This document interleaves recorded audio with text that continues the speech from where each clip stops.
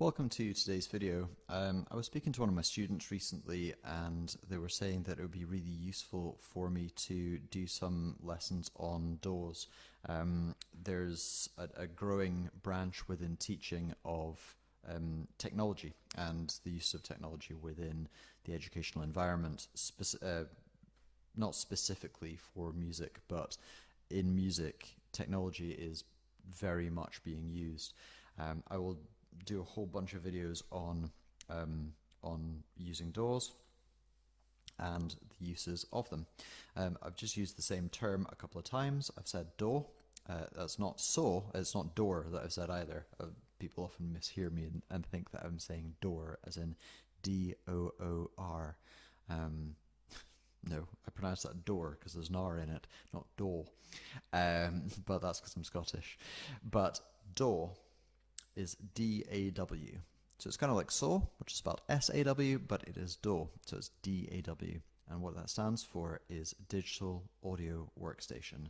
So from now on, I will just refer to them as DAWs, and also, while I'm on that subject, the DAW that I use is Ableton.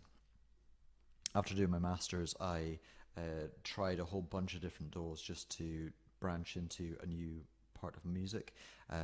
So, you know, anything that you see from GarageBand or Logic Pro, it's sort of Big Brother. Reaper, Audacity, FL Studios, Fruity Loops is the same thing as FL Studios. Ableton Lite, which is I use. I personally will always stick to Ableton Lite because it's freely accessible, which means that you can use it at home and you don't need to financially invest in it, so you can now educationally invest in it, which is key to what I do. But you could upgrade to the full package, which gives you more tracks and a whole bunch more features. But this will give you 8 tracks. Now, limitations are a good thing because it's within limitations that we learn to work. But anyway, so it gives you 8 tracks and some limited functionality. These tracks that are up here, now I've had a couple of practice throughs just to make sure the sound's working for the video, so I've now got 4 audio tracks. Let's delete those. All I'm doing there is I am highlighting the track here and I'm pressing the button delete. I'm pressing the key delete. What I could also do is I could right click on it, open up a menu, which if I scroll down I can see the delete function here, which deletes the track. What you get upon opening Ableton is you get 2 audio tracks and 2 MIDI tracks. I will do separate lessons on what is meant by audio and what is meant by MIDI. At the moment, I'm going to do a lesson on audio, which I can see across here. You can see the sound of my voice. Audio is the sounds that you'd collect from a room.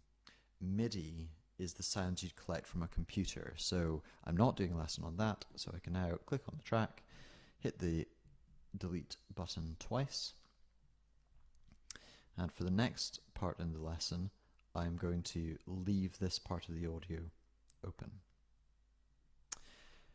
What I've done is, you can see here that my my audio is coming from external input. You can see that I've got a monitor, a reading on the fact that I am actually receiving sound into the computer on this track, but I'm not getting it on this track. When you open up the track, what you'll see is this, and you'll be speaking into your microphone and nothing will be happening and you'll be thinking, what am I doing wrong? What you're not doing is arming the track. So if I come down to here and click arm, then because this one is armed, then you can see the input coming in, and because this one is not armed, then is receiving no input. This means that what you can do is you can record. I'm just going to do this very quickly for the purposes of what I'm about to explain. I'll go back and then I'll do it more slowly so you can see what I'm doing. but I'm going to record a small section here, and then I'm going to press stop.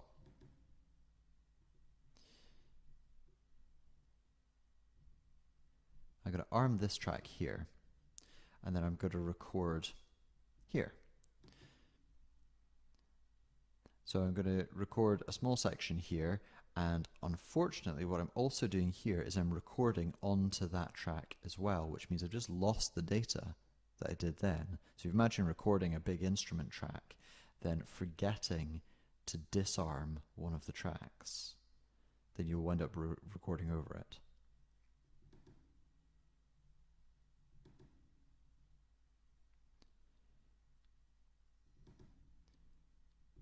So let's go through that more slowly. What just happened? I'm going to get rid of this track, or I'm going to get rid of these tracks. So in the first instance, you will need to open up your I/O across here. So I've got a circle over here with I/O, which you can see is colored in. If I grey that out, then I can't see where I have where I'm getting my sound sources from. Colored in, I can take it out, and it just gives me a bit more space to work with.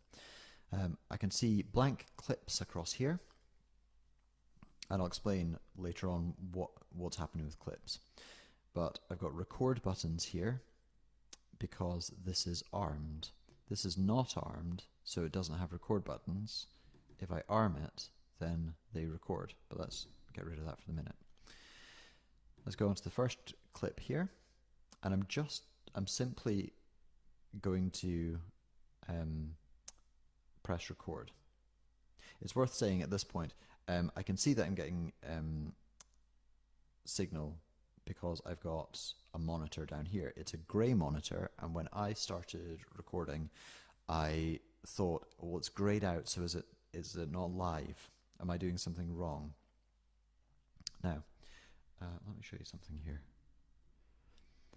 The monitor is switched to off, so it visually monitors that I am receiving a sound, but this is what happens when I switch it to in. So it goes green, but now I can listen back to myself as that's happening, and that's really confusing. I could switch it to auto, and it does the same thing. It's green, but I'm hearing it myself back. And what I want to do is I want to see that I'm receiving a sound, or see that I'm receiving a signal, but I don't hear it. So I've switched my monitor off. I suggest you do the same thing. Let's get rid of the monitors before we start to record. And you can see here that I'm going to click this button here, and that's going to give me a little bit more visual space. There's a couple of different things that I can do here. I can either press record up here, or just for a little bit of speed and efficiency, I can click record here. Now, just before I do that, it's worth me saying that I've got a count in. The count in is there if you're playing an instrument, so I'll just show you that in the next part of the video. But don't record such a short clip of sound over the count in, and then when it comes to listening back to it, think, why can't I hear it? While the count in is happening, you won't actually be able to record. So what I mean by the count in is this. There we are. And there we go. So once the count in is finished, now I can start to record.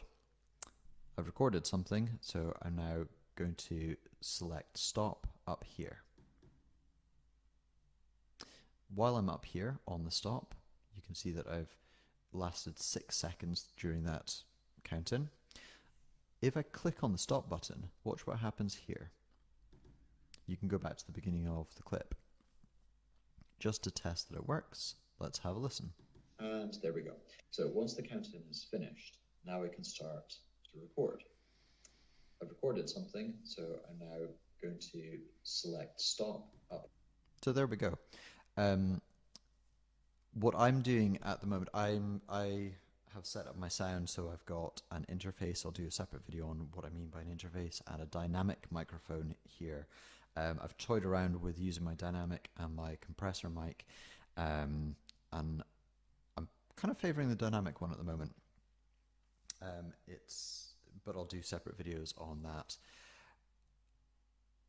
You can just take a source straight from your computer mic. You do not need to buy separate equipment. I will do separate lessons on which equipment to buy and keep costs low, but you can just record straight from your computer.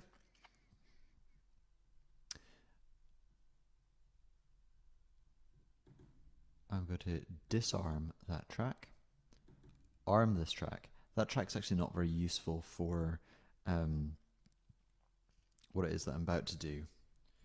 So let's get rid of that for the moment. I've shown you how to record, and then what I can do is let's have a reach around here for a couple of different things.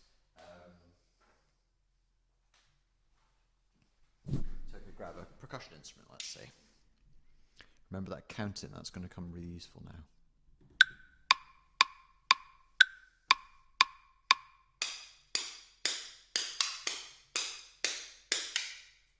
Okay.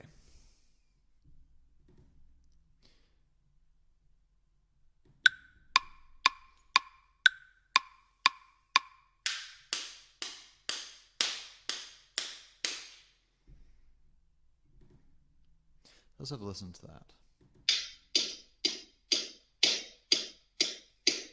Okay, so I'm not really going to do much with that at this stage. I'll do a separate video on how to chop up bits of audio, certainly how to mic something correctly so that you're receiving the sound as it's produced, not the sound of the instrument. And then I can also do a separate video on effects and how to really beef up the sound. But just for quickness of the video, I'll just take that sound source and off we go. Let's say so I'm going to disarm that track, but I'm going to leave it open. I'm going to come across to here, open up this track, pick an instrument.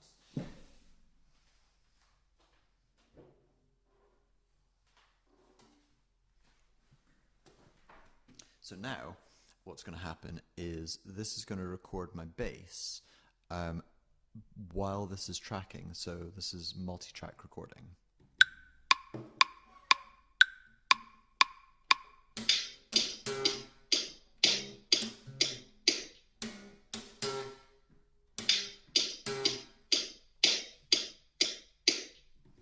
Now what I can do, and this is something which is quite nifty from Ableton, is I can just hit that whole scene.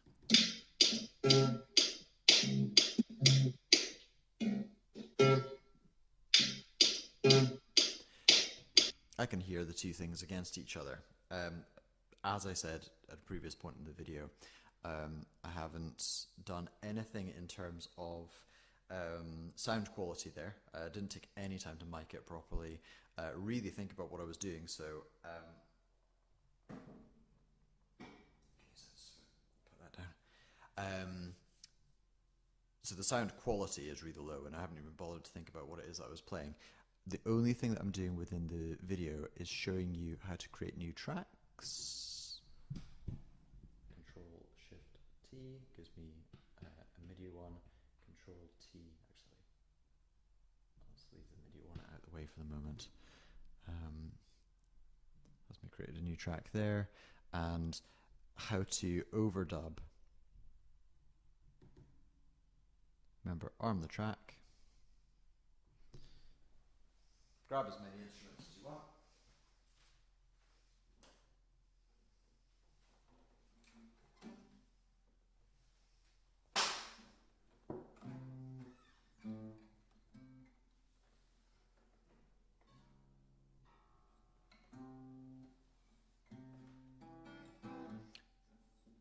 Actually, not sure that this is particularly in tune, but it's just final part of the demonstration. Bring this back to the beginning. Click on this to record.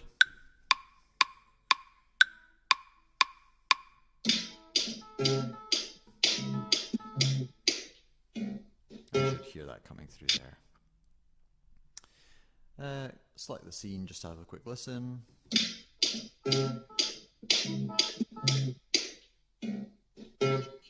Oh, one thing just before I end the video here. Let's say you just got some volume control here, so I'm not really hearing the guitar come through. So I'm going to leave that up at full volume up here, but I'm going to reduce the volume on these. Let's have a listen to that. Yeah. Hear that coming. So separate videos on sound quality. That's rubbish sound quality. But what that's done so far is that's given you something where you can create a track. You can click on this button here and make sure that you are getting sound into the track. You can arm the track or disarm the track. You would arm the track to be able to record into it, but when you disarm, you cannot record, but you can hear it back, and that should give you the ability to multi-track what you're doing. If you subscribe to the channel, then what happens is that when you're on YouTube, then you will see my things come up, and it means that it doesn't get lost in the endless amounts of videos that are out there. Hope that you found it useful. If you have, then subscribe to it so that you can get more information on that. And if you click the notification button, then you'll get an email when I'm uploading more information.